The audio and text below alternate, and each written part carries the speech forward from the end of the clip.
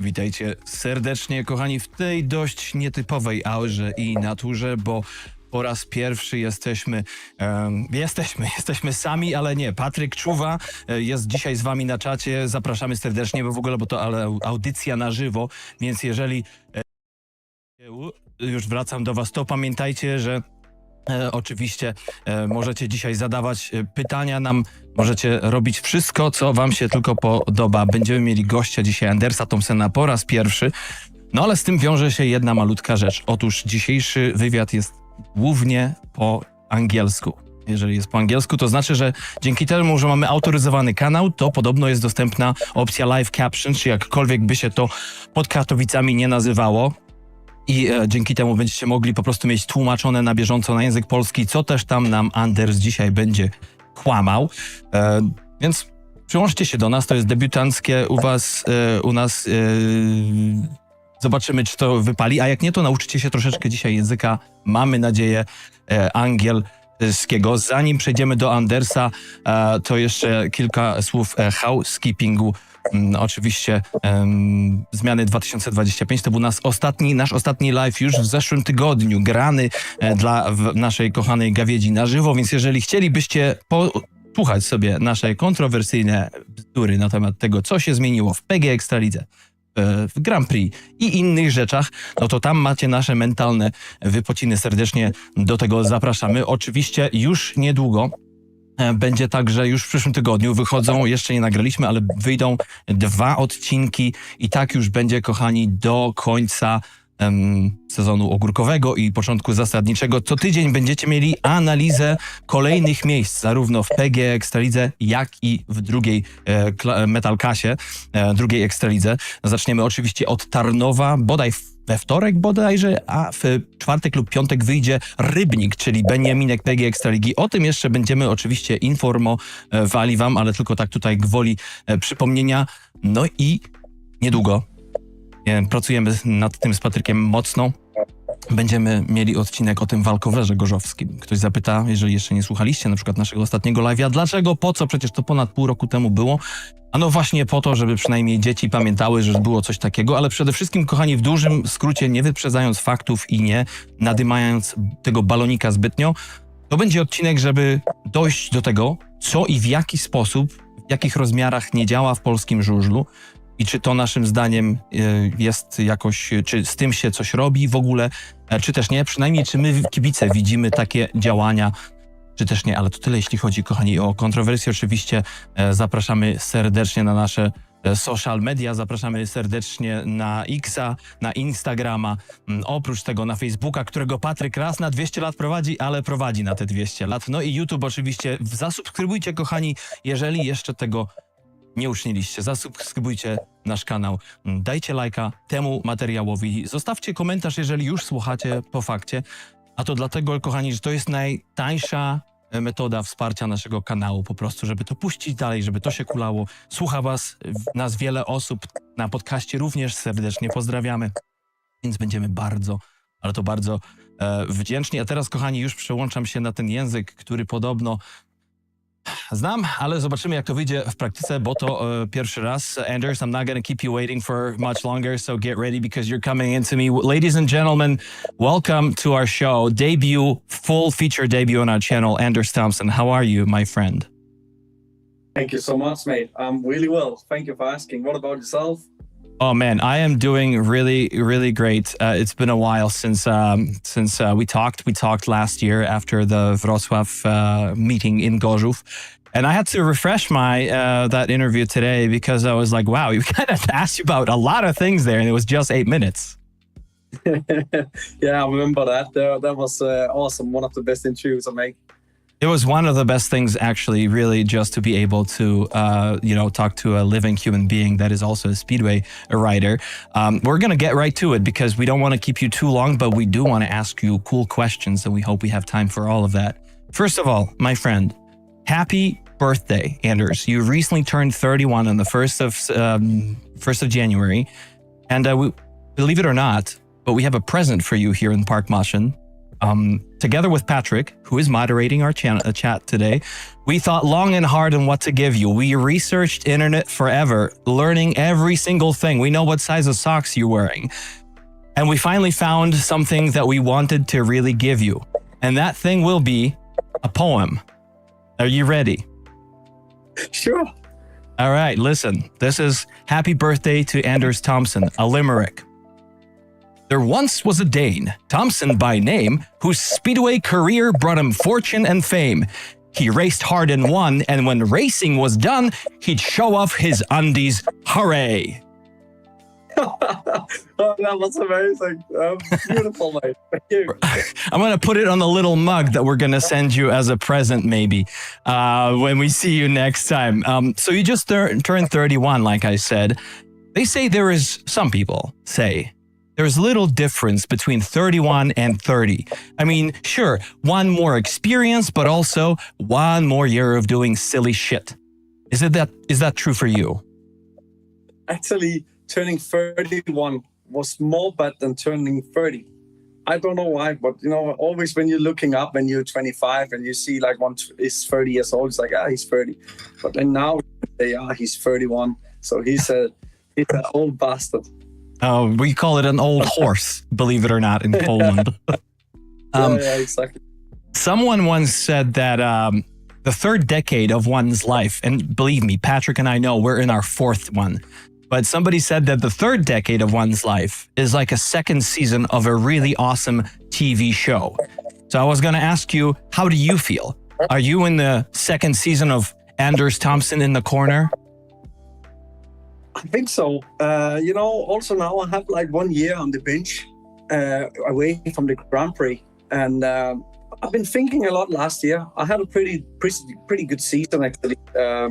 So been away from the Grand Prix for 1 year. It's been something I'm growing with. I feel more adult now. I not say I feel old because in my brain I'm only maybe still 18. So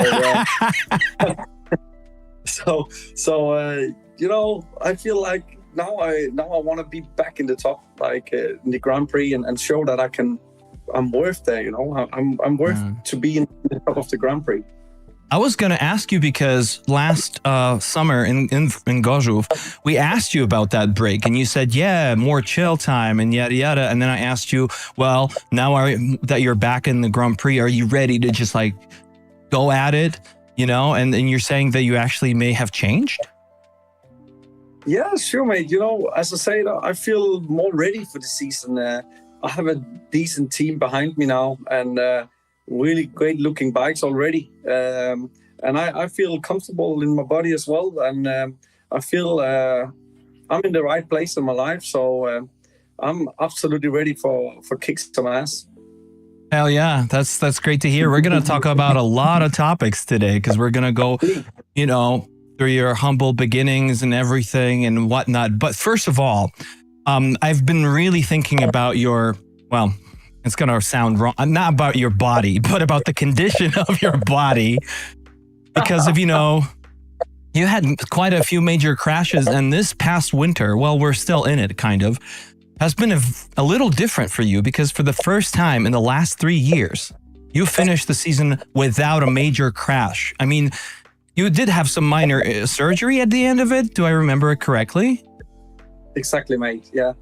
So my question is, how different is this winter for you compared to the previous two, for example? Exactly the same, mate. Again, I go with the cast on my hands for more than 2.5 months. So it's been exactly the same, close to. But finish the season without an injury. It's something I also want to try this year, for sure. But anyway, it was something I decided for myself. Then I fly to Spain and get the surgery in my hand. And already now I have the cast on for nearly a month and it feels really good and without pain. Right. So you're talking about not having a bad season. That means you have to be either really fast or you just can't go on the outside and go into places you shouldn't find yourself in, which is so very unlike you. Yeah, actually always my dad have teaching me like, hey, Anders, it's better to get 2 points than have an injury or bad crash. And Yeah. I'm, now I'm turning 31. I am 31, sorry. And, you start thinking about that. It's true. If you crash in start of the season, then you're out for maybe half season or maybe all season. So better to think about what you're doing. But, it's easy for me to say now when I get the helmet on, there's only one way, and it's the first guy over the finish line. Yeah, of course. So let me tell you, you still have your cast on your hand, correct? Or not? No. Nope. Oh, it's off. gone. Amazing. So Gone. how have you been preparing so far? I mean, like, do you hit the gym at all? Do you bike? I'm not going to ask you if you motocross. That's probably too early. But what do you do? Only parties? Yeah, I laying on the sofa watching Netflix. I was going to say, what's your favorite film or TV show? Come on. It's not true. Actually, the serial Yellowstones is amazing. Watch it. It's really good and it's awesome. But Team Denmark have been good to me. There's some physios and they've been taking care of me. Actually, tomorrow I'm going to Aarhus as I do once a week, and they come to Odense where I live once a week for see the program, put a small program for me, what I'm doing every day for get back on top with my hand. And they follow me really closely. Right. Well, that's amazing. That's amazing. Patrick's writing to me that we really want to talk to you about films at all because we used to have a film podcast, but maybe we'll get to that part later. But let's talk about GP because just for a little bit, because this interview is really about you and you always ask those questions about next season, like everybody. So we want to make it a little different, but for a brief second, let's take a look at your break in the Grand Prix because, like you said, you're in the back of the lineup. You really think that. How do you feel mentally compared to the last seasons? Because you didn't have a crash. You did crash two former seasons, which we'll get to later. But now, it's really carte blanche in your head. You're like ready to go. I'm absolutely ready, and it's also different because this year I make it myself. Like in the GP challenge, I make the quali by myself. I didn't get a wild card, so I ride into the Grand Prix, if I can say it that way. So it's also make it more like I'm much more focused. Also, I was just came into the Grand Prix a few years ago and was in the serial, and I need to learn all the stuff how it's going on in the Grand Prix and what to do and what to say and how to behave and how all the show is going on and now I know how it is and I know quite a lot of people in the Grand Prix, lovely people actually. So I'm absolutely more prepared. Have a season out and not even go for one Grand Prix. I was only in that one in Voyance when I was in as a wildcard last year. It was the only Grand Prix I was going for, and in that time I also feel like I want to be here. I want to be back. I want to do this. But anyway, it's been really good for me to have a year off on the bench and focus for my leagues. Right. You touched on being a seasoned Speedway Grand Prix rider at this point. You're also, you might say, I don't know, seasoned Ekstraliga rider because you've been there for many years. This will be, I think, your number 7 in the Polish top league. And the question is that a lot for you? Do you actually feel like maybe a veteran of this league? This is the thing I love most with the Speedways going into the Ekstraliga. It's so professional, mate.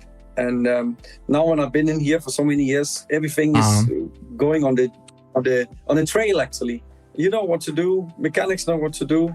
You're just doing your job, speaking with your team and the team riders as well, and you're feeling welcome, you're feeling good. And this is so important in the Speedway to feel welcome. And I especially do that in Gorzów. So I love the Ekstraliga and always nice tracks. You seem like a match. This is the present that we're talking about now. But before we go back to the time here and now, we're going to talk a little bit about your past. We're going to dig up some dirt on you, which is perfect since you're a Speedway rider. I love this attitude, by the way. Let's go back to your very humble beginnings when you were thinking of becoming a Speedway rider, then you became one. At the end of the last year on our channel, we had a long interview with Krzysztof Cegielski. You might know who I'm talking about. And he said, He said he and his family had been a diehard fans of Speedway long before he himself even thought of racing. I was going to ask you, how about you? Like, was Speedway always your number one choice? Was there any competition there?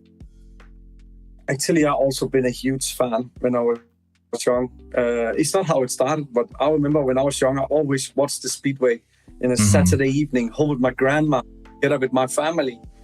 And, I feel it so much into my body that I couldn't watch the final if Tony Rickardsson was in, because he was absolutely my favorite rider. So when he was in the final heat, always walk away because I couldn't take it in my body. Yeah. But it's always been in my family. My granddad was racing, my dad was racing, and I started in the age of 3 years old, and then I started racing. So haven't had a real job, really, if we can call Speedway a real job, but no, you can't. Always just This is too big of a privilege. You're very right. So you talked about Tony Rickardsson, and we knew that he was your favorite rider, but I was going to also ask you at the very end of this interview, so let's get it over with now, about like times before Tony. Like, when you were growing up, did you ever, were you ever a fan of some Danish legends? Ole Olsen, I don't know, Hans Nielsen, Tommy Knudsen, any of those guys ever made the cut?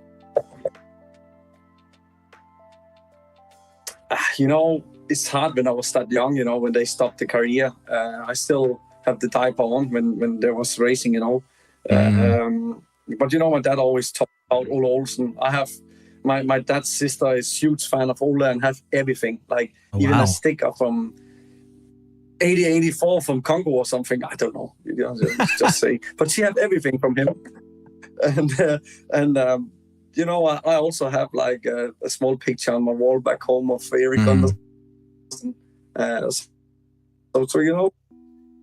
I've been fan of them, but not like real fan, like what I was with Rickardsson.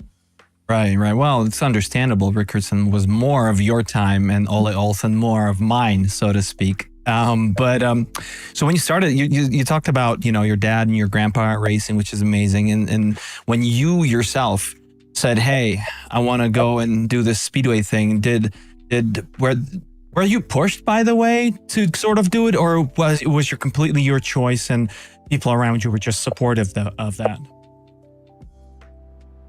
Mate, when I was 3 years old, I was out of hands. They couldn't race me. Of course.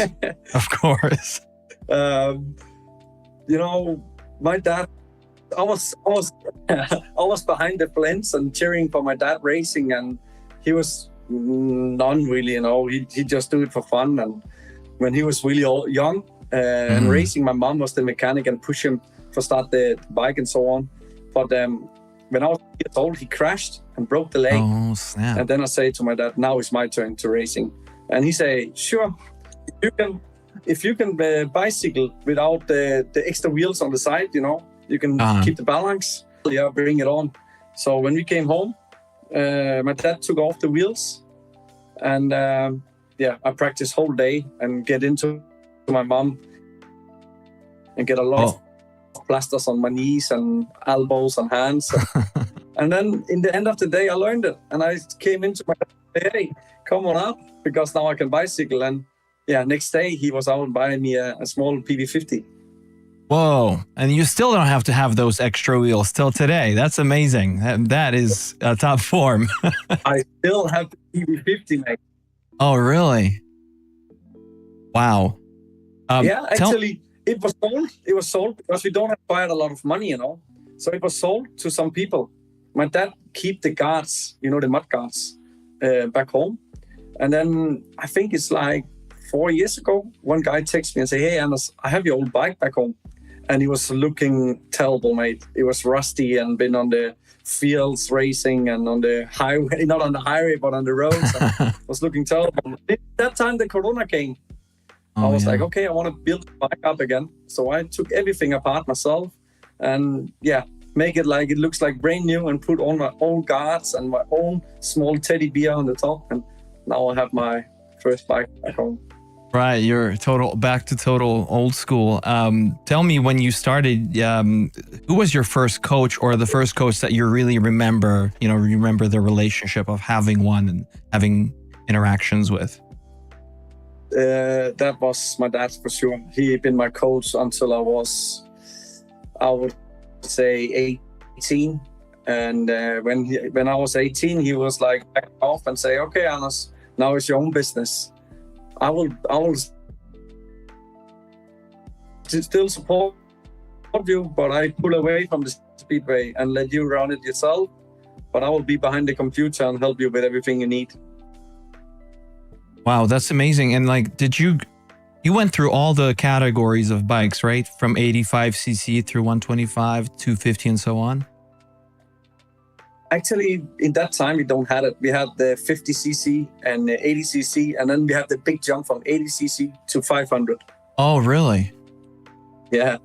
How old were you when you got to race your first 500? 15. Oh, man. Okay. So typical age, I would say. Like, do you remember the transition? Because, you know, I practiced in Zielona, and I remember just the transition from an upright. I didn't remember, but I remember folks saying, "Oh my God, the upright bike and the ones that you use now, that was like a totally different engine." So when you made that transition from the 85 to 500, what was it like for you? That was a big step, mate. You know, the 85cc is a two-stroke engine and a small frame. Then you jump straight up to the 500 with a four-stroke engine. I remember first time I tried, it was another rider where he borrowed me the bike. And I was just like going one lap slowly and then just full gas. And it was so much easier, actually. It was so easy to ride that bike. But I think I go 4 laps, 5 laps, and then I blow up the engine because it's never get that many reps before. Oh, wow. Yeah, there's that. You have to once in a while take care of it, which you do kind of now. What was really the first, do you remember the first thing that drew you to the sport aside from your family doing it? Like the speed, the drift, I don't know, doing the wheelies with the girls in the audience? What was it? Yeah, this one with the girls in the art. No, for sure, the speed, mate. And I think also there was the adrenaline in the body, but you could win something, and you actually was quite okay with doing it. So, you know, that feeling in the body to go to, that's amazing, and of course also be the first over the finish line. I think that's just grabbed me. Right. No, for sure. For me, it was actually the speed. But then when I first time got to a 500cc, I was like, no, this is speed. I've never known one before, really. You know, like speedway is a very expensive sport, no matter what country you're from. And unlike in Poland, the clubs in Denmark or Sweden don't really support the starting riders, at least with what Polish can do. And you said your parents were of great help to you, but not financially in one of the interviews. Was it really that expensive to get you going when you were beginning? Yeah, for sure. You know, my dad was traveling every weekend with me and helped me better, you know, practicing, and I was in some division clubs, you know, in the Liga. And when I was young and get my first Kevlar, you know, and it took many years before I get my first Kevlar, and I bought it. Used one, and then I took it on, and my dad drive me around to the local companies and try to search sponsors with a small Kevlar on, and want the support for some companies, and everybody was yeah, here you go, here's 1,000 crowns, and everything started in one way, you know. Yeah. So when you started, it was modest beginnings, but then you obviously became a pro rider. And so at what point did the money start flowing so you could actually call yourself a professional speedway rider, you know, the one that is able to invest in more bikes, build a proper team, get more bikes, etc.? You know, when you came up on the 500cc and you start to do some divisions, there's second division and first division. You can earn small money, but not for buying a bike. So it's all about sponsors in that time. But when I moved to England, in that time I start to earn a bit of money, but I invest all what I had, for get better equipment. But in 2015, when you really start to come into the Polish league, in that time you can start to make small money. Right. I remember you saying at one point, because not everybody knows this maybe, but I think your first major title, correct me if I'm wrong, came in 2010 when you won the FIM Golden Trophy in the 85cc.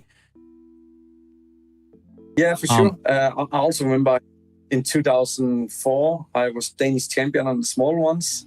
And then I came up to the 80cc, and was also quite good. But absolutely my last season when I won the World Championship in the 80cc was a good season for me, But it's a big step, as I say, from going from 80cc to 500. You start nearly from the beginning again. Right. I was really wondering when I was checking the info with Patrick, because you were 16 or 15, 2010. You were 16 almost, right? 16. So today, 14-year-olds start practicing on 500 because once you're 15, you get the license in Poland, So I was like, wait a minute, that guy was 16 and he had only an 85cc. How could that just push you forward? Yeah. In that time was normally because I was quite good in my last years doing the 80cc, and you can race the world championship the year you turn 16. So I was to that for making this world championship, and also growing up a bit in my head for racing the 500cc because it's not really for fun. You can have serious injuries. No, for sure, of course. So 5 years later, after that FIM Golden Trophy in the mentioned 2015, you become junior champion in Europe, and you also get the silver medal in the World Junior Champion, losing only to Bartek Zmarzlik that year. Was it then when something clicked in your head and you were like, oh, I'm going to have an international career in Speedway, or did that happen before? I think it starts when I was starting the Polish league and really learning the Polish tracks and start to doing. I was actually pretty good in the second division in Poland.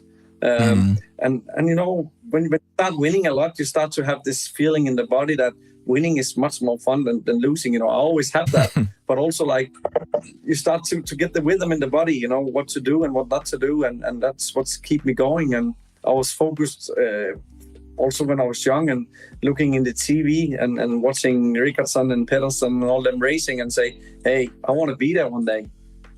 Right, of course. You said at one point that you believe that a career needs to be built slowly, as in step by step. So I want to ask you a little differently. Is there a step you regret taking in your career? No. I would say if it should make something better, it absolutely the jump from 80cc, 85cc to 500. Make something between. I know now there's 250. And in that time, they didn't have it. But I'm not sure I would do the 250. But now they have one class name is 500R.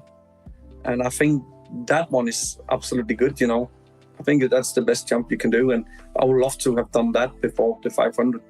Right. It's the 500Rs that like Rafał Dobrzycki, I think, is that the one that when you have the big bike, but when you have something that makes it actually a less powerful machine, but still. Yeah. Exactly.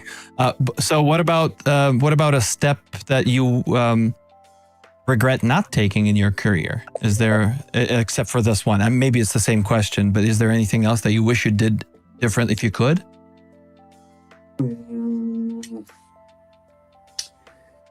Yeah.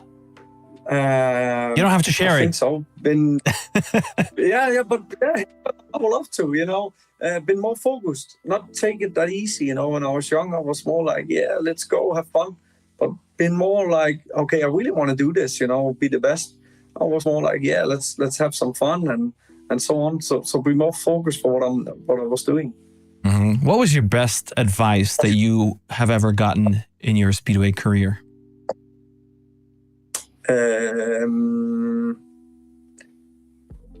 For sure, enjoyed it. Like when somebody say, yeah, you need to do this as a passion. You need to enjoy the racing. That's the best advice I ever get. Yeah, definitely. So that you think that would be the advice that you could, if you had a time portal and if you could go back in time, that's what you would say to a young Anders Thomsen? Just enjoy it, dude. Yeah, absolutely. Don't throw the helmet in the ground. It looks stupid when you're a young kid. I know they see it and they look up to us and do a little bit the same like what we're doing. But I had a lot of anger when I was young. So I turned everything around, been more positive person. And I think, going into Speedway with a positive mind and really enjoy the moment and what you're doing, and especially together with your family, because it's one really important thing. Normally it's the dad, and you have such a good time together with your dad traveling. So we enjoy it before you're getting told. Right. No, of course. Denmark is a country that used to have huge success in Speedway, and then tougher times came. And maybe this is perhaps the question I should have started with, but is Speedway still as popular in Denmark as it used to be? Because, especially in terms of the riders, because you've got senior riders, you've got junior riders, but the Danish league is sort of somewhere there.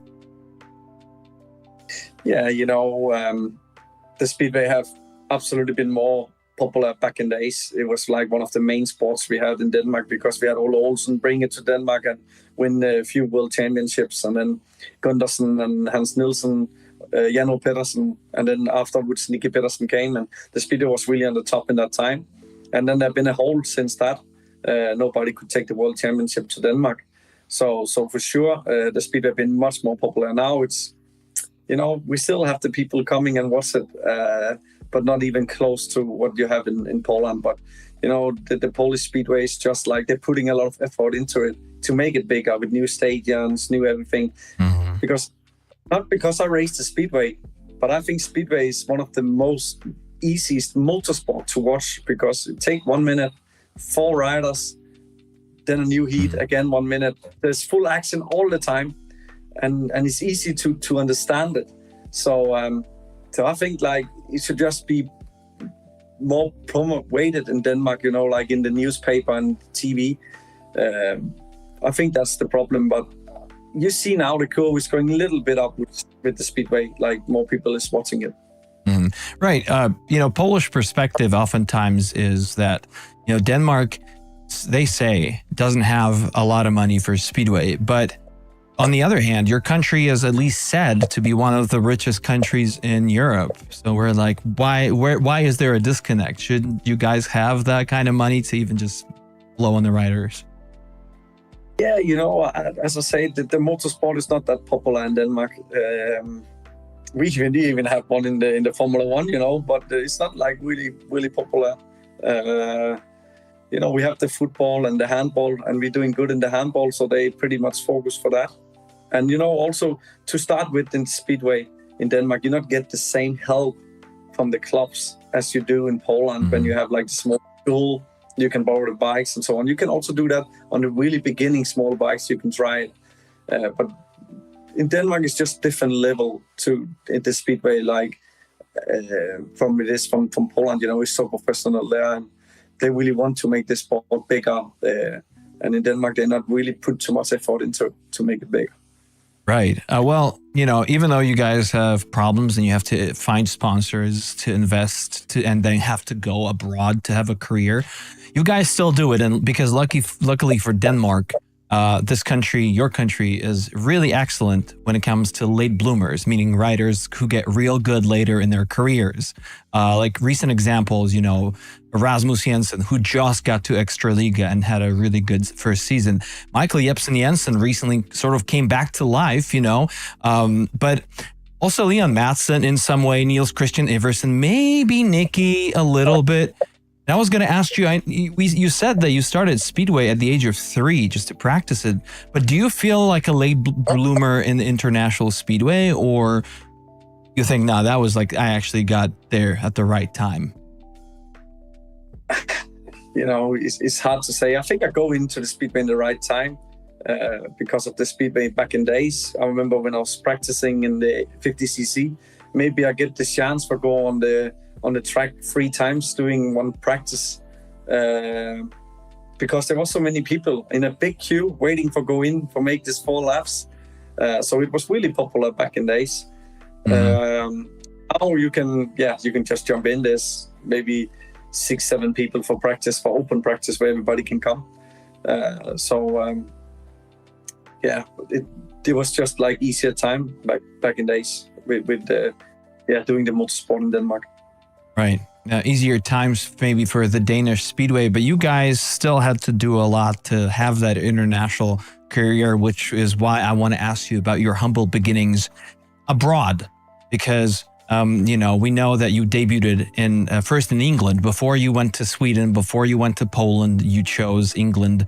Well, Scotland, really, to be your first home. In 2013, you debuted in Premier League. And you raced for 2 years in Glasgow. I remember Nicky Pedersen, his really early beginnings in Denmark, in England, were also very tough. Like, he slept at airports, not in hotels often when traveling back and forth. I was going to ask you, tell us about your beginnings for Glasgow, Scotland. How humble were they? Glasgow Tigers. That was the best start of my professional career. My dad just jumped me off in the airport and say, "Hey, see you later." And I started my professional career over there, moving into a family. They taking care of me. I do all the homework myself. Making clutches, cleaning bikes, and then I had a guy who picked me up in the van and we go to meetings. There was a really good start to start your own. And if I should give a good advice to a speeder rider who want to be professional, is going to England. Don't stay there too long, but going to England and learn everything, because that's the best teaching for Speedway, for learn how to start your own business, in my opinion. So you're saying that perhaps because the tracks are very different, etc., they don't compare to the continental ones like in Poland, but it's the life lesson. It's sort of how to organize your life. That's the real deal there. Yeah, you're learning to racing on really difficult tracks, because all of them is different. You can come on a really small, tight track with a lot of dirt on, and then the next day you're on a big, slick track, So you're learning really how to race the bikes and eating really, really, really disgusting food. Well, you mean really, really delicious Scottish food. That's what they say there. Tell me, how did you even get to Glasgow Tigers, and did you have to find sponsors, pay it yourself to be there? The clubs in England is also good for helping with getting you over there, find some bikes and get your mechanic, find this place for you to live. So, you also get a really good friendship with the family you're staying with. I remember the first guy, the Courtney family where I came to, was really, really good, and they had a small child, and it was my brother. We played the Xbox every day together and cleaning bikes together, and do the skating on the road together, everything. Had a wonderful life, and even the dad, he'd take me to the airport and pick me up from the airport. Wow. And after 2 years, you had to say goodbye to those folks because you transferred to Peterborough for 2 more years. What was your situation like there? In Scotland, it was raining close to every day. So getting a little bit south, it was also interesting. Peterborough was a wonderful racing track, right? Really, really nice, and good people around there as well. And I started staying together with some other Danes in one house, and we had a really good time. We had a really good time with helping each other and take each other to airport and back and so on. So it was really wonderful. That's incredible. So you raced in England for 4 years, correct? That was no more year than those 4? I think altogether 5. Because because I came in middle of season in Glasgow, and then I had like also middle of season together with Peterborough. So So 5. right, you spoke about, you know, a short and sweet stay in England just to get the most out of it, and then bam, scram, make money and do stuff in Poland and Sweden. You never touched ground in elite league. And did you ever have any aspirations to go up there in the top league? Yeah, for sure.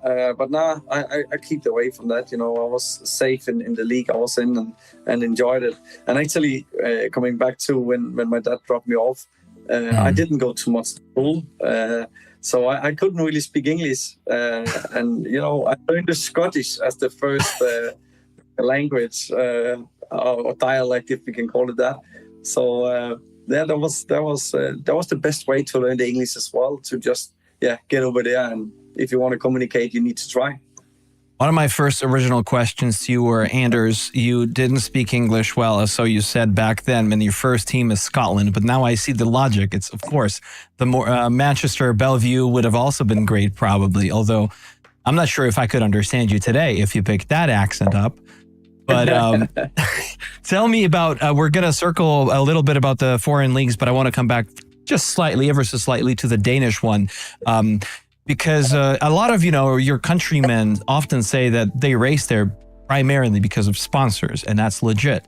It does make sense. But tell me, from a rider's point of view, is that the only reason for a Danish rider to race back home, or are there some benefits?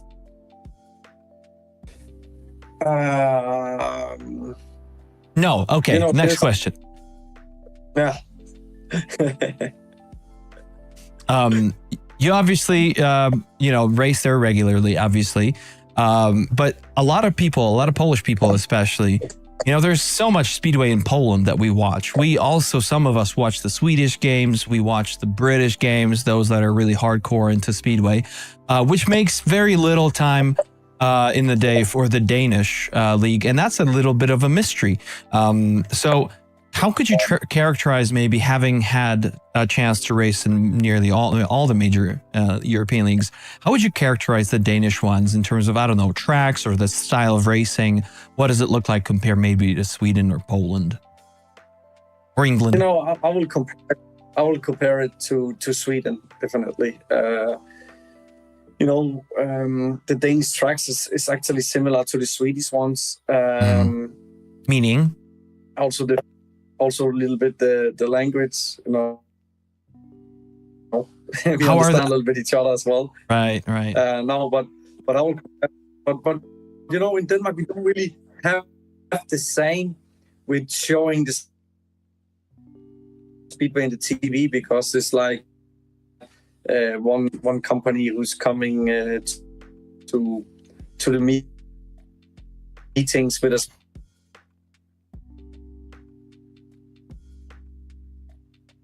With a small camera and stand one in one corner and stand one in one corner and one in the other corner. There he is. And then show it, you know. So it's not like really podcast on the real TV.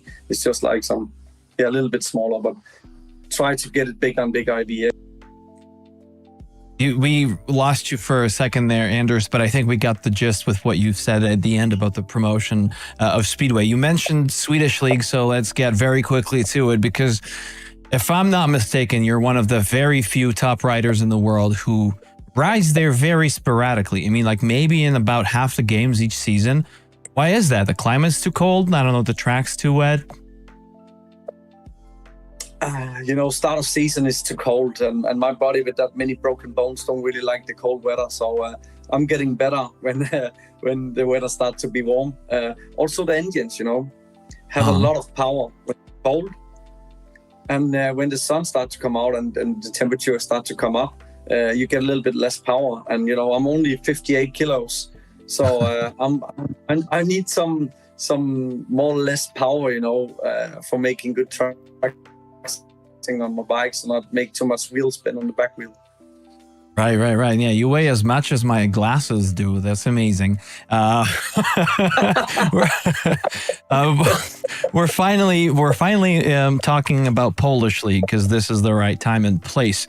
I think I'm actually not sure, but I wonder how many people, our viewers right now and later, if asked about what team you actually debuted for in Polish League, would say that it was. Should I say it? It was a Ravage team, right? You raced there for the first. Yeah, I don't know if you want me to say it, but it was a Ravage. Yeah. I should have maybe put my hand even more to you, so you knew I was talking to you. It's my bad, but yes, it was Kolejarz in the Druga Liga, second Polish league, although it's the third one really. Did you ever race in Poland before coming to Kolejarz? I remember actually also on 85cc. I was racing in Warszawów next to Gorzów. Some practice. Yeah. Maybe in 2000 or 2007. I don't really remember. But I remember I was there for practicing with some Danish guys. And of course, doing the 500, we had a lot of practice schools in Gniezno,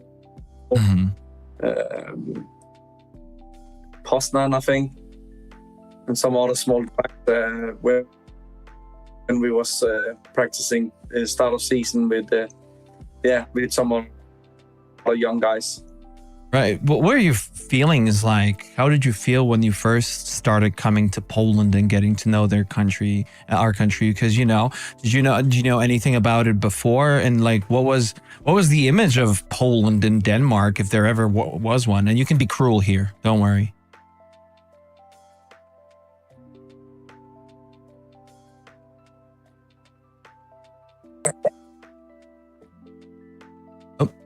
Nie ma naszego gościa, kochani, więc przełożymy się. Anders, if you can hear me, let me know. We're gonna put you back on. Yeah, I will be cool then.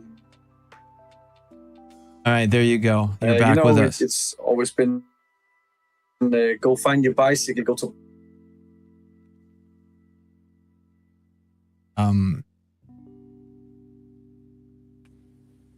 Anders, kochani, malutkie oczywiście problemy techniczne z naszym gościem, więc Anders, maybe you can switch back to your Wi-Fi and you can connect with us. You're a little gone right now. Dostaniecie troszeczkę takiej kuchni, jeśli chodzi o Andersa. Dajcie znać, kochani, w ogóle jak wywiad, czy coś jest interesującego, co jeszcze może chcielibyście dopytać. Anders, are you back? I'm back. Okay, he's back, baby. Okay, let me put you through. Jest z nami Anders Thomsen, kochani, więc jeszcze raz powtórzę to pytanie, wybaczcie, bo nie usłyszeliśmy. Anders, welcome back. You're looking... Oh my gosh, we should have started with this Wi-Fi. I know, Wi-Fis are terrible, so it's not a mistake. It's just, if anything, an honest one. Sorry, we didn't hear at all what you said about Poland. So like, let me just rephrase for people who are listening later. I asked you about what was your, apparently they see me twice, so let me just quickly, boom, cut to this. Tell me, what was Poland like for you, for a Danish guy who just started coming to this very distant country, kind of? Yeah, there was a lot of talking about Poland, and it's always been a small joke, but go to Poland and find my bicycle, and I was looking for a bicycle many times, but never find a bicycle. Well, that's not Poland. That's just the pits. That's what happens when you don't have a professional team. Just a small joke, but I remember when I started come to Poland in 2007 or 2008. I remember the road. That was really horrible. A lot of boom, boom, all the way when you get over the border, and the small roads with a lot of holes in. But now it's really wonderful, lovely highways. I use them a lot. I remember that was one of the things when you came from Denmark and go into Poland and saw all that back in the days. It was something interesting, different. Right, of course.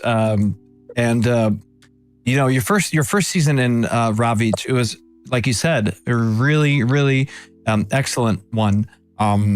Because for a first timer, you raced at over 2 points per heat there.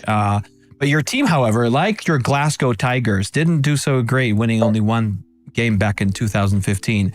I wanted to ask you about your, well, so it happens, you know, funny enough, when you race for Peterborough, though, Glasgow was doing even better than you, so you must have impressed them there when you left. Yeah, you know, I moved the bad confidence with me, maybe. I don't know. That's right. You took all the bad juju and you left it with all team spirit. So tell me about Ravic. Tell me about the league. That's what I want to ask. Because, you know, sure, on the one hand, it's the weakest of the Polish leagues, sure. But also, you know, new tracks for you and new conditions, another school of life. So what do you remember about that year, first year? Darek Sislak. Okay. Who was the team manager there. He took really care of me. I also did a decent job. I remember my first year in the Polish league. I especially remember there was more tough racing, actually. You know, when you meet some of the Polish riders, there was more with the elbows and more tough. When he was racing, you could get a big push in first call. I was not used to that, really. And also, I remember the black tracks with the black dirt on. It was so black. The bikes at that time. Yeah. Right. What was it mere? The old Krosno. Oh, yeah. Really Yep.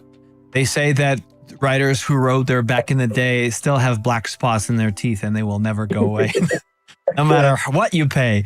In 2015, that is also the year where your wingman begins his career in Poland. You know who I'm talking about? Nah, let me know. Great. And he's off the list, Rasmus Jensen.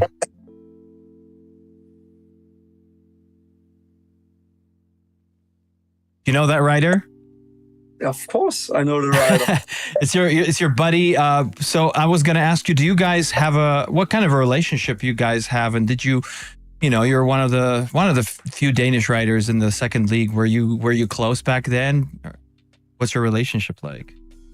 You know, we always know each other from the childhood. We was growing up together on the 50cc and up to the 80cc. So we've always been competing against each other.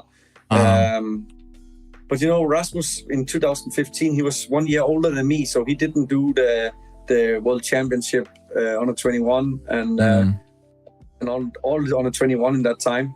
Right. But I can say that now he's a wonderful person. You know, you can say he's from a small city. He's a small farmer and a little bit with the same jokes and understand the same like me. You know, like a little bit like we like to have the gummy boots on and walk to the field. You know, a little bit the same. Yeah. Go to the shed and feed the świnia, right? As you guys say in Denmark. So you're you know, that's why I asked, because we talked about you guys after our first interview and with Wrocław last year, and we you know, talked about your friendships. I wanted to get it out here in the open, but also like one thing that Patrick really thought about, and he was like, it's impossible. Apparently you guys, despite being friendly, being the boots guys and, you know, the farmers, you never raced for the same team, either in Denmark, Sweden, or Poland. How's that possible? You know, you don't really speak with our riders like what team to pick. The only way we've been racing together have been when you was on the Danish national team racing for the World Cup and the Speedway of Nation. Actually, I think that's the only times we've been racing together, and most of the times we against each other. And now, you know, he's in follow of us. So you know, the derby is wonderful, and especially with Rasmus on. Yeah, I was gonna say, you guys still speak to one another, knowing how much the fans of those clubs love each other, but it means it's not that bad. No, you know, actually we love each other. You know, when Followbus been out of the extra league, it not been boring, you know, but they was missing, and I know all the Stal fans also missing this derby, the big thing. You know, when we was racing against each other, the atmosphere and the whole city, whole stadium. You know, this is something we was missing when Followbus was in the first league. Thank you very much. I feel much better now that that my team was actually dear to your heart, dear Gorzów people. So after Ravich, back to the interview, you had a 1.94 in your first season. Then in your second season, you went to Gdańsk. You actually Gdańsk won the second league in Poland, and they picked you up. And the funny thing is that even though Gdańsk picked you because you did so great in Ravich, you never actually had a chance to race on the Gdańsk track at all that year. So it was a totally new, different track and quite a gamble on you. Yeah, it was a big gamble. They picked me into the first league, and I was like, yeah, let's go for that. Gdańsk was a really, really big club back in days, and this is still, So I was looking up and seeing Nicky was racing in the Extra Liga for them. So I was like, yeah, let's go there. It seems to be a good club, but they never really picked me racing for them. I know I was there many times for the practice, and they always kick me out after the practice. And if you ask Homsky, he will also say, "Hey, Anders is always shit in the practice, but when he came to the day, he will be a different guy. He will race his ass off." That's amazing. We thought that you went to Gdańsk because it was closer to Denmark in terms of the airport. But what do you remember from those years by the sea? It's a beautiful city, like one of the most beautiful ones in Poland. Had a really great time there. The first year was not the best because I not raced that much, but the second and the third have been perfect. And we had some other Danes on the team, and we was the mafia, the Danish mafia, and we did a really good job together and had so good fun and really good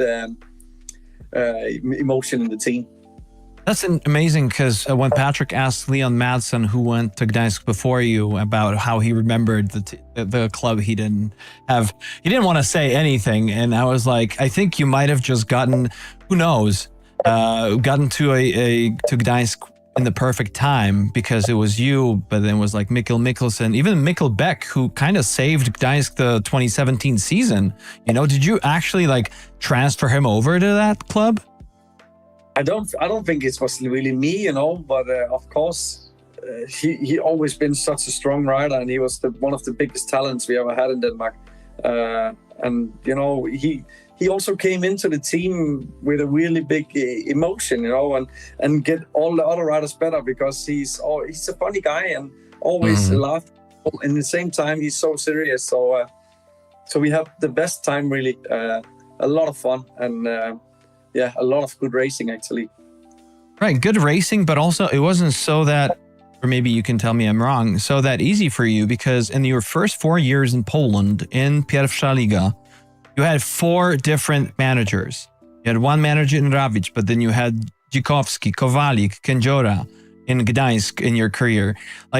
How was that for you, this experience? And did you actually manage to have a legit relationship with any of those guys?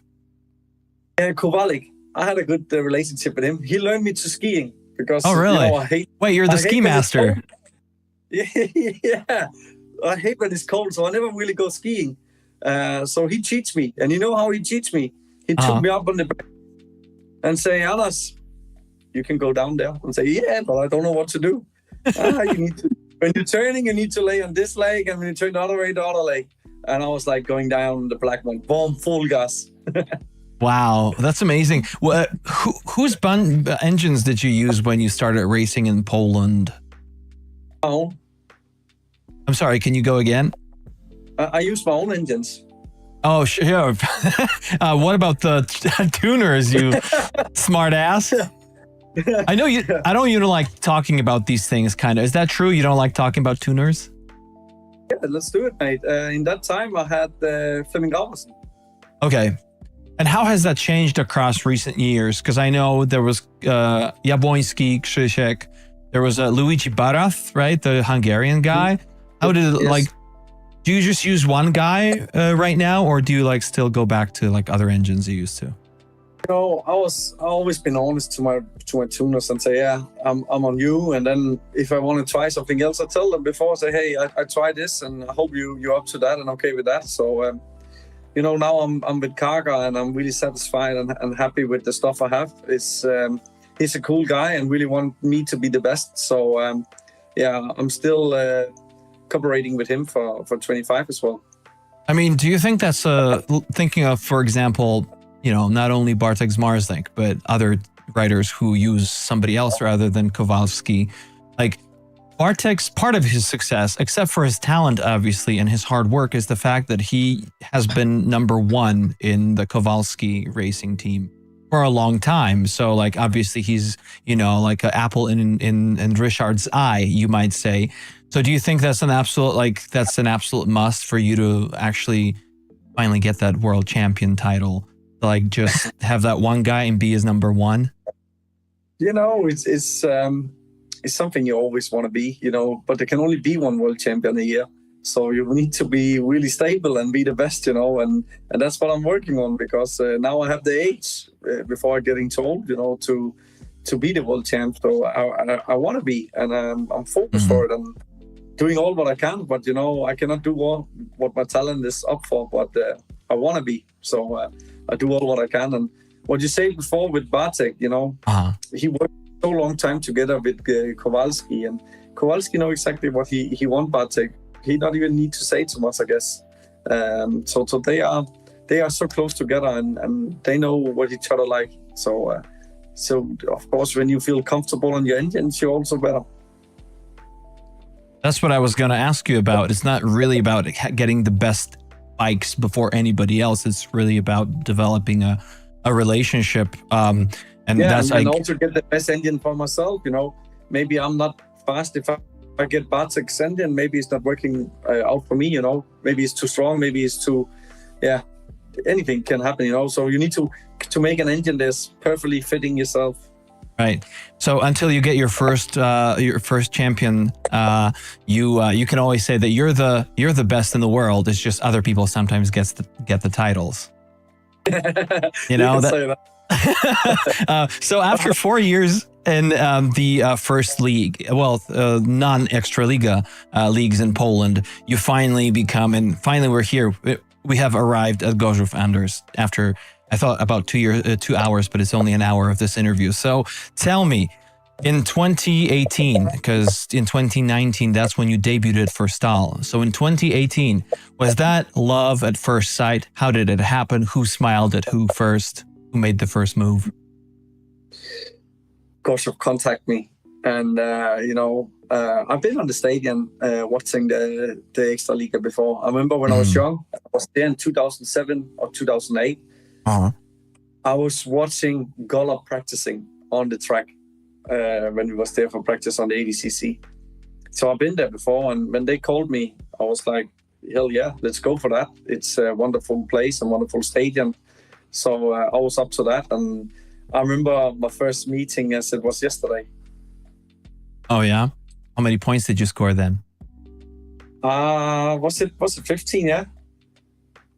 Patrick will tell us, because that's something I don't remember. But I was gonna see how well you remember it. But I think it was 13 plus 2 or something. Yeah, exactly right, Patrick. You win our mug. This is always something that when somebody asks a question that wasn't planned on our show. Tell me, because you oftentimes spoke about a person you already mentioned today on the interview, Stanley Homsky, and that he played a huge part in your career.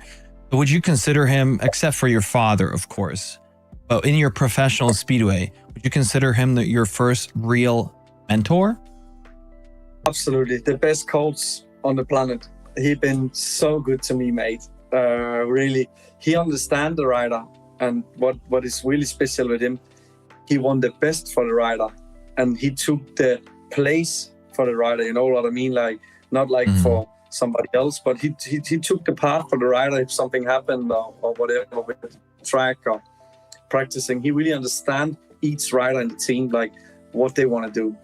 And also when we come for the practice, he's like, hey, Anders, remember, practice is not for me. Practice is for you. So do what you like to do on the track and on the bike.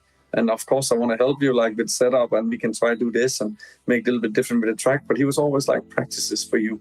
And he knew, as I said before, in the practice, I maybe only go like 4 laps and finish my practice day. And he was like, nah, this is honest. He don't like to practice for you. And then I go for the meeting and making the job, you know. Wow. Did you, was your relationship ever like that from the very beginning? Like, I'm not sure if you could describe it as a father and son, but it sounds like you were just partners. Was that from the beginning? Absolutely. You know, when I came into the team, he not really speak the English, but he tried to learn the English for me. So every time when I talk to him, he getting better and better and better speaking English, you know, and he was like proud of it as well. Like, hey, listen now, you know, he was wonderful. He's a great guy. Yeah, that's amazing. You know, like you said, and also your words were exactly what Szymon Woźniak and Martin Waculik many times said, that the greatness of Stanley Homsky lies in the fact that he has a different individual approach to all of his writers. So that brings me to this question. What type of a writer is Anders Thomsen, and what works best for him in terms of, you know, making sure that he is taken care of and has what he needs? You want to know that? Yes, but it's not after 10 p.m. So nice words, please. Okay. I think absolutely. I'm the funny guy. Maybe I like to have fun in the pits, taking some shit at the other riders and so on, and always making a small joke when you are so serious as well. But in the same time, you know, I'm serious, and I'm really focused, especially when I'm doing extra league. I'm really in my bubble, you know, in my own box. I want to be the best, and you know, the days up to the race, I like to be myself. No, I don't need to practice really. I better like to be in the forest, walking around, you know, fishing, enjoy the nature. Yeah. That's me. Not racing every day. I don't like to do that. You know, I love the speedway, but not racing every day. So since you were the jokester of Stal Gorzów, and we're talking about the team still with Bartek Zmarzlik, then last 2 years without him, but still with Szymon Woźniak, who has now left, sadly, the team. But you said you switched from a jokester to a guy who's head on straight about this speedway thing. So there was there somebody that in the team that you know, he was like, hey guys, let's huddle, let's be straight about it, or you just all understood the job? Everybody understood, you know, and not make the joke like before they get the helmet on or something. But you know, when we have the team talk or something, you can always say something like make people a little bit laughing. You know, it's always help. But you know, the other guys in the Gorzów team is so professional and so focused.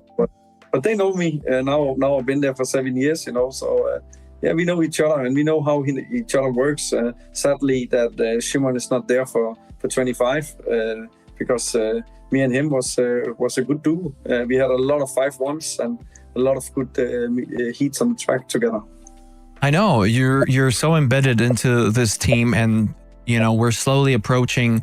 We're like 2/3 into an interview, maybe more, but we're slowly approaching this toughest thing that I wanted to ask about. But I'm not gonna, you know, talk about the walkover game, the cancel game. We're gonna have a show about that. I'm not even gonna talk to you about really financial struggles of Stal Gorzów. We also talked about it, and it's kind of boring. But I was gonna say, you know, you're such a Gorzów writer that even though there was problems with Gorzów, like with finances all around Poland to begin with, even though you negotiated your contract, 2-year contract with the former chairman now, Waldemar Sadowski, because you trusted him that what he says will be done, that all fell apart. And now this new guy, Dariusz Wróbel, comes in, who so far, if I remember correctly, has only been really like a sponsor to some of the riders. And this guy gets in the club, manages to rally sponsors around it, save it ultimately from, you know, because of that, you guys are going to go in the league this year. So how was that tough for you, this decision to, you know, like lower your contract, say yes to a new guy, or is your love for Gorzów so great that you can take anything? That was a long question, mate. So sorry, I forgot myself. No, it's okay. You know, I have a big love to Gorzów, and it's wonderful that he came into the club and make it as it is now. Like, we still have the license. We're gonna race in 25, and of course, I also want to support that. And I want to do the best what I can for Gorzów, because they helped me to be where I am today. So I also want to help them to get further, you know. And Right. as I said many times before, I feel really welcome there and I feel home. I know exactly all the people in Gorzów, you know, so not all, but in the club. So, Right. yeah, you know, I also cut some of my contract to keep going with Gorzów. Exactly. If we pictured Anders Thomsen with two little ghosts, an angel and a devil sitting on your shoulders, the angel says, "You love Gorzów. This club has meant a lot to me. It made me who I am today, etc., etc." But the devil says, "Yo, yeah, but you're like one of the best riders in Extraliga, and all the other 7 teams would kind of kill to get you on their roster." Do you ever get these guys talking to each other and mess up your head? Absolutely, that's for sure. I think everybody in Gorzów get that. But you know, I can't let the club down, especially now when new guys coming into the club and try to do the best what they can. And I also want to do something for the club to prove that, hey, I'm also here. I also want to help. I also want us to be in the league again. Mhm. And you know, every time when it's going the wrong way, it's always one way to go, and it's the right way. So I want to go there together with Gorzów, you know, and you know, there've been many clubs contacting me after all the situation happened, and of course I spoke with them because we didn't know how it would go on, and luckily they find a solution. So I'm 100% into it, fully focused. Wow. You're the real deal, man. Like, you really do. I really wanted to ask you this question, and not because we're nosy, but because we wanted to get to know you better. I'm like, is Anders really this family guy that he says he is? And so far, you're only corroborating the story. And the funny thing, since before in lower leagues, every year you had a different coach who actually did better and better and better. Now that Stanley Homsky has retired, it's kind of like the season for you in Extraliga, maybe. That can be, mate. You know, yeah, it's hard to say. I'm fully focused. I'm all in. I want to be the best. I mean, listen, because you and Martin are the players riders who have been with the team the most, and now that your mentor, your friend, is no longer there, it's like, whoa. Like, I have to, you know, like, I have the club a little on my shoulders now. Like, do you ever feel that kind of pressure at all? Or do you ever think that, like, whoa, I'm a seniority nowadays? I'm one of course, Martin is the old one in the team. Absolutely. He's really old, but I'm the second one now. No, how old is Oscar? He's the same age like me, from 94. Oh, sure. Absolutely. But he hasn't ridden for Gorzów for that long. I know. No, but I'm not looking like that. Like, I've been in the club for the longest time and I can do what I want now. I'm looking like for the whole. Yeah. I was more thinking about, do you feel more pressure because you've been with the club for so long? It's like, you know, it's kind of like you kind of have to help to call the shots now. Actually, it's true, mate, what you're saying. I feel like now I need to help the club, you know, like now I've been here for the longest time. I need to help the young guys as well to be better. So yeah, you feel like this little pressure, like if I'm not scoring the points, is bad, you know, for the club. So I try to do the best job I can, and especially also for the juniors in the practice. I'm running on the track and show them what to do in the start, and if I feel something on them bikes is not good, I say, hey, try this one. And they go practice, and I run on the track again and say, yeah, do this. So I really want all in the team to be good, and I'm doing all what I can. Absolutely. I was going to ask you about injuries, but I don't think this is the right kind of topic because we spoke about it already. But there's something on my mind that I wanted to say, because you've had, let's say, maybe 3 major injuries, like the 2016 in SEC, in 2022 GP Challenge, and then 2023 in Riga.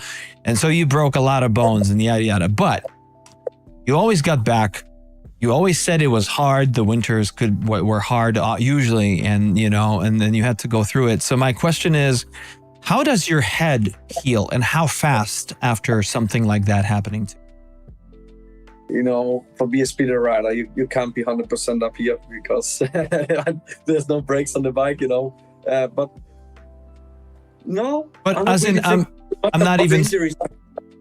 I'm not thinking about that. When I get on my helmet, there's a job to be done, and I'm fully focused about that. Not thinking about like what's gonna happen and what can happen, and this happened before. No, I'm like straight focused. This is what I want to do. Do you think fear in speedway is somewhat taboo? Yeah, you can't really. Of course, you can have fear. Can you talk about it? Good sometimes. No, because I don't have any. I don't have any fear.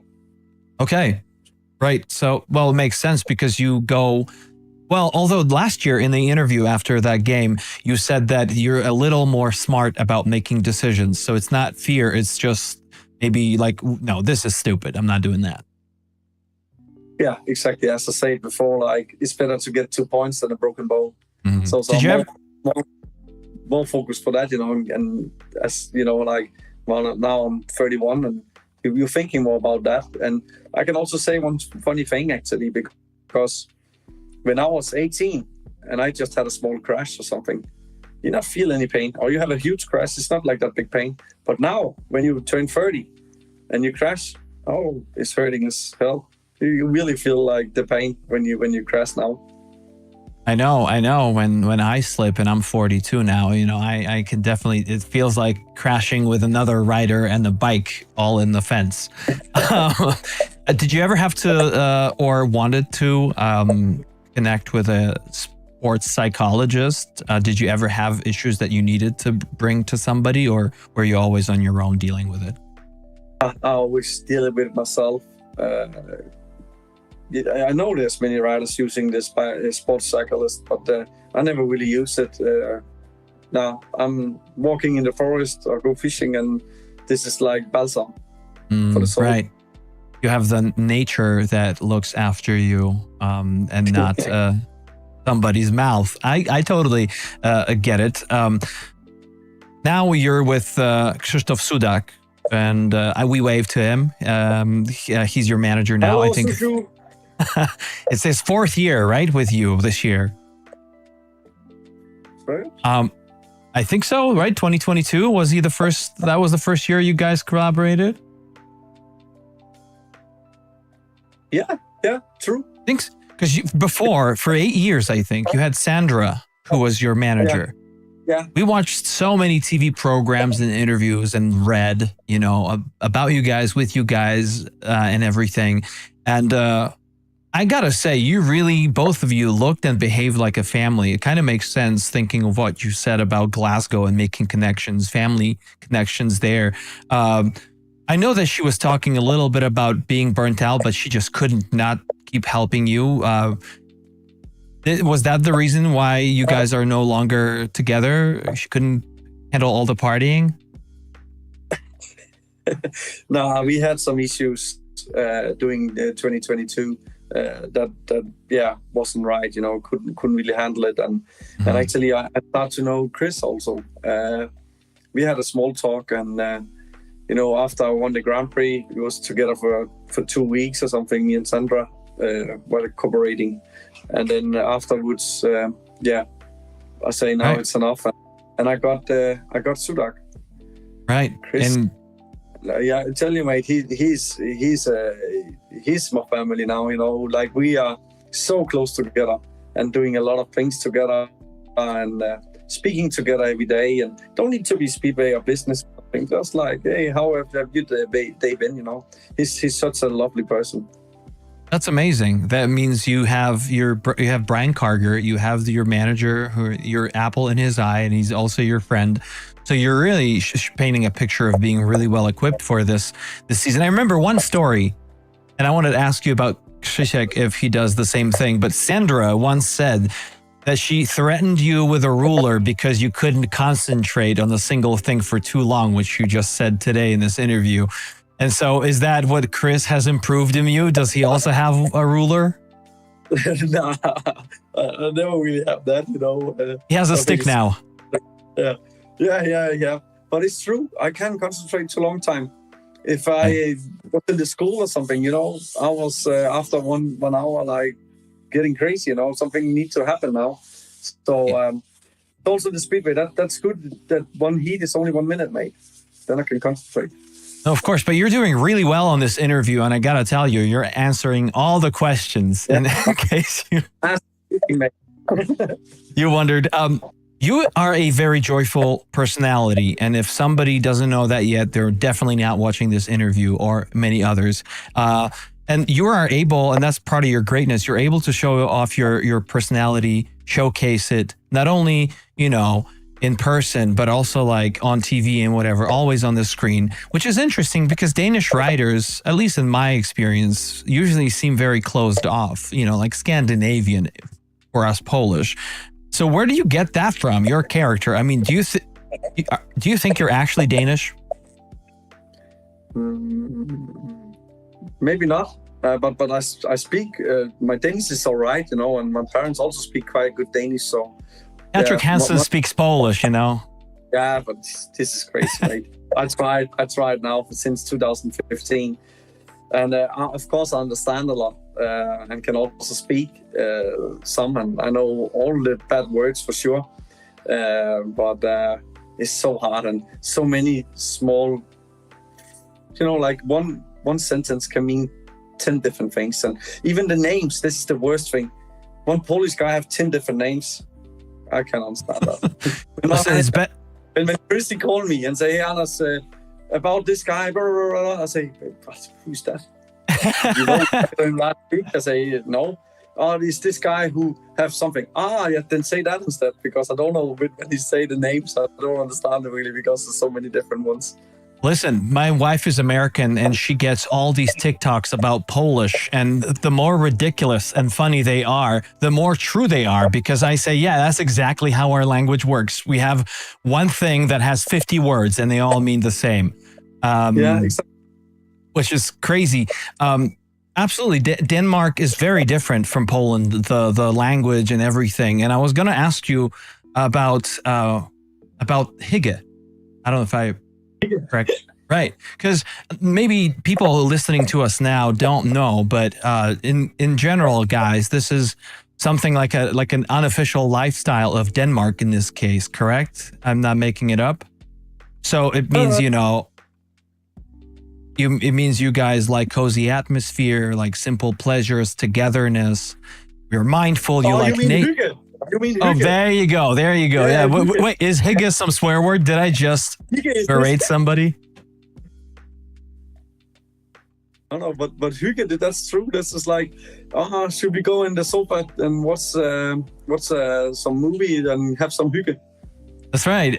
But also like hygge. Hygge also means many things. The hygge is more powerful than you.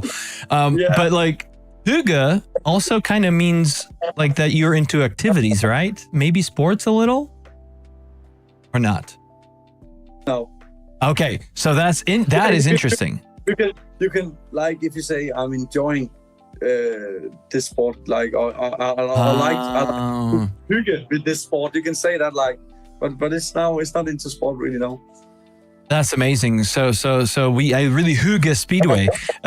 What about togetherness? I wanted to ask you about that, you know, especially in terms of speedway, because even though you're racing often in pairs in the league, obviously, or in teams, but it's still in our opinion, at least on this channel, a very individualistic sport, especially nowadays. Everybody has their manager, their team, et cetera, et cetera. And like folks like, you know, Leon Madsen or Mikkel Mikkelsen, or even Nicky Pedersen, they seem very focused on what they're doing. But even if we look to the past, Erik Gundersen and Hans Nielsen competed with each other. They weren't enemies. They weren't friends. They were just like, boom, I'm doing my thing. I want to be the best. You, again, I will say this, you seem very different, very much a team player. I mean, this is unreal. Yeah, but you know, you have different helmets in the pits. There's a red one and a blue one. Or a white one or a yellow one when you're away, you know, when you do that. And I think also, like, you know, when you have your team, you need to do the job with the team you have. When you're individual, you take your own boom, and you're individual. Then there's no friends on the track. So I think like it's something you're learning. You know, like you can be together because this is the job we're gonna do. We are one team, and next day we're not together anymore. We're enemies. So this is something you could just learning. You are a competitive guy, obviously, and I don't know how big of a hothead you think you are when, you know, things get cooking because you're racing and everything is also, you know, stressful and pressure and whatever. But are you able in Speedway to have enemies? You don't have to name names. Yeah, sure. You need to have enemies. Yeah, you need to. And is it because of characters or mostly because you need to make an enemy for yourself to make yourself, you know, compete even better? You know, I think that's different from rider to rider. You know, you can talk with somebody, but there's somebody you better like to beat than other ones. And it's you know, like it's make you better, I guess, when you like this guy, and then when you are racing against each other or even together, and you know, like I want to be the best. So right before we finish this, because we have just a few questions, there may be a couple from the people I wanted to talk to you about Speedway, life after Speedway. And it's a tricky question. So get ready. Say all sport around the world ends in 2025, ceases to exist completely. What do you do next? After Speedway? Yes, and you can't tell me it's strip clubs because it's a very serious interview. Unless you have a business plan, then I'm all ears. After Speedway, I'm going to be professional fisherman. I was going to say, because that is your biggest hobby, right? Yeah. That's, wow. And you told me last year that you're not planning on maybe racing into 40. Is that still the case? You know, I think 40, that's the maximum. Then I retire. But when I feel like, enough is enough, you know, then I retire for sure, because I'm doing the Speedway because I love it, and this is my passion, you know. I really enjoy it, and maybe one day I'm like waking up in the morning and like, it's enough. Right. Question: when you fish, do you eat those fish after, or just throw them away? Nah, throw them away, mate. And I like fish, but not really like it, you know. Like I just love to catch them, the emotion you don't know what's gonna do, that's gonna be on the hook, you know. It's always like a new type of fish, and you always can beat your own record with the biggest one. No, of course. I only fished once in my life, and I was like, okay, you can really relax, but I couldn't catch any thing. Which brings me to kind of an interesting question for me. Because, you know, Poland around the world is known for kind of two things, really. Beautiful women and food. And I don't think you like food so much in Poland. Is that true? I love Polish food, mate. It's Are you serious? But not the carp. No. Okay. No. The carp only catch, kiss, release. That's the carp for me. Can't eat it.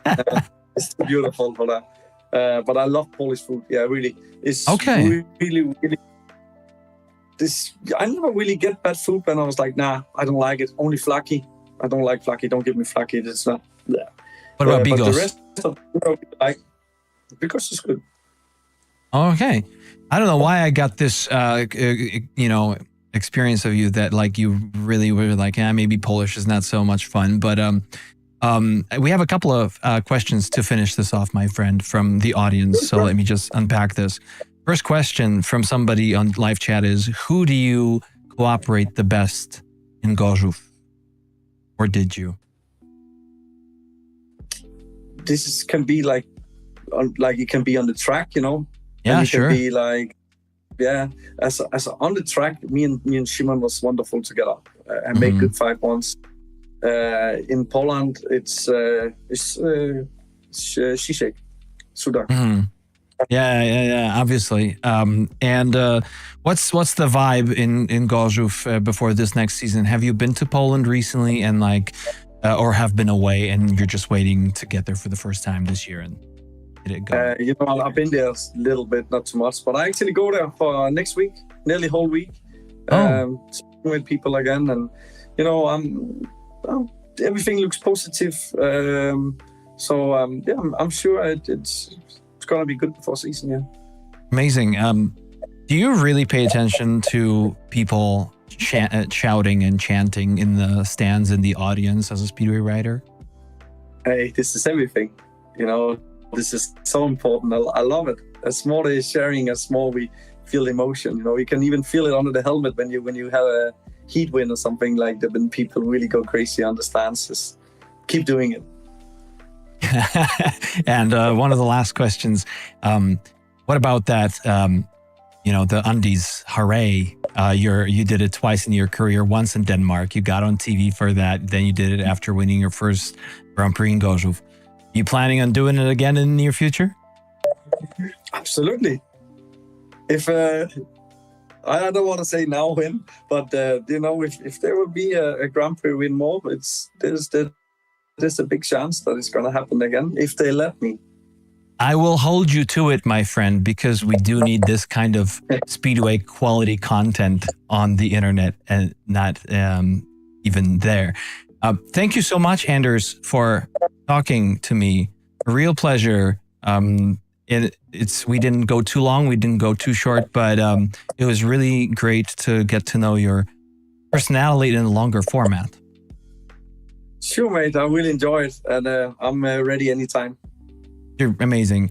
Thank you so much again. We're going to just stay in green room, if you don't mind, for just a quick second while I say goodbye to my folks. Kochani, dziękuję serdecznie za... Wow, nie wierzę, że ponad 1,5 godziny samemu. Patryk zazwyczaj wyręcza mnie w przynajmniej 20% mojej gadaniny, ale jak słyszycie, głos, nawet nie wypiłem do końca swojej wody. Głos mówi sam za siebie. Dzięki piękne, kochani, za to, że byliście na live'ie, że zadaliście pytania. Pozdrawiam serdecznie również tych, którzy już po fakcie słuchali tego wszystkiego. Oczywiście na początku, czy tak przez pierwszą jedną trzecią wywiadu mieliśmy lekkie problemy u Andersa, ale Wi-Fi w końcu wjechało na koniu bosym i stało się troszeczkę to wszystko bardziej zrozumiałe. To już pierwszy po angielsku wywiad. Jeszcze raz, kochani, kłaniam się nisko, dziękuję za wszystko. No i oczywiście zapraszamy już w przyszłym tygodniu, we wtorek prawdopodobnie i w czwartek lub piątek, ale to oczywiście będziecie mieli na naszych socjalach wywiady, nie wywiady oczywiście, tylko że zapowiedzi tego nowego sezonu, tak zwane analizy tych wszystkich zespołów, które będą startowały w 2 najwyższych klasach rozgrywkowych w Polsce. Oczywiście zaczynamy od Tarnowa, bo to Beniaminek w 2. Ekstralidze, Metal Kasie. No i od Rybnika, który z powrotem wdrapał się do Ekstraligi. Kochani, w robocie już w montowaniu takim powolnym, jeśli chodzi o skrypt, ten odcinek o walkowerze. Także też zapraszamy serdecznie, wypatrujcie tego, będziemy informowali. Jeszcze raz, łapki w górę, subskrypcję kanału, jeżeli jeszcze tego nie z jakiegoś powodu uczyniliście, i usłyszymy się już niedługo na kanale Park Maszyn, już razem z Patrykiem, wtedy w pełni formy. Dzięki serdeczne, kochani. Trzymajcie się. Już głosik idzie. Życzę miłego wieczoru, poranka, kiedykolwiek byście tego oglądali. Pa, pa.